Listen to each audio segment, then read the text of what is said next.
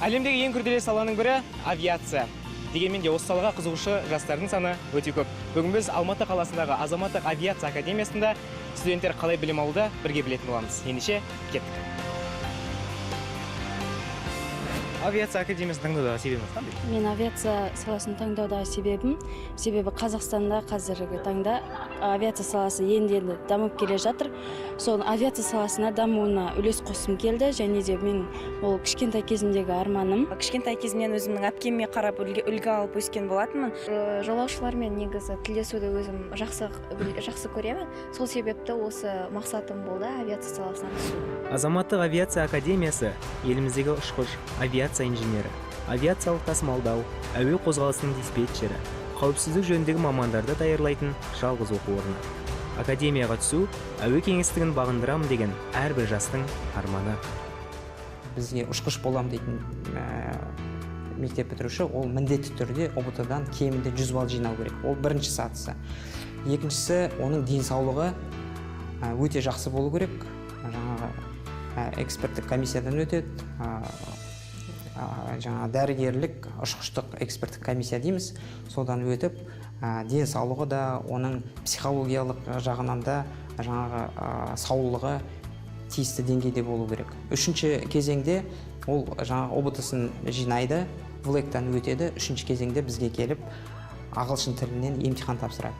Емтихан, яғни ағылшын тілі білу деңгейі де өте жоғары болу керек. Дәл қазіргі таңда біз Алматы әуежайында тұрмыз. Шынайы түрде емес, әрине виртуалды әлемде. Студенттер мұнда теориялық сабақтарын тәжірибе жүзінде көре алады.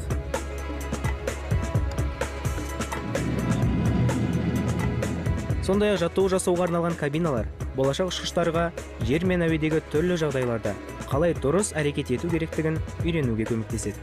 Ұшақтың көтерілгені, құлдилағаны, бұрылғаны секілді барлық қозғалыстар айқын сезіледі.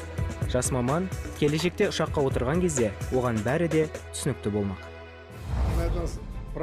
Boeing 737NG ұшағында оқу жаттығу процесі жүруде. Экипаж 2 адамнан тұрады. Дәл қазір олардың екеуара әрекетімен ұшу процесі пысықталып жатыр. Барлығы ағылшын тілінде жүргізіледі. Бізде екінші курстан бастап жаттыға алатын құралдар бар. Бұл жерге техника, авионика, радиоинженер сынды басқа мамандықтарда оқитын студенттер де келеді. Сондай-ақ жұмысқа орналасқысы келетін жастар жүйелі түрде жаттығып, тәжірибеден өте алады. Келешекте қателіктер кетпеу үшін, біз мықты маман болу үшін қазірден дайындалып жатырмыз. Білікті, білімді мұғалімдер сабақ береді. Бізді білімді студенттер осы Қазақстанға, елімізге еңбегімізді сіңіруге барынша атсалысамыз. Жалынды жастардың талабы жоғары, мақсаты айқын екенін байқадық.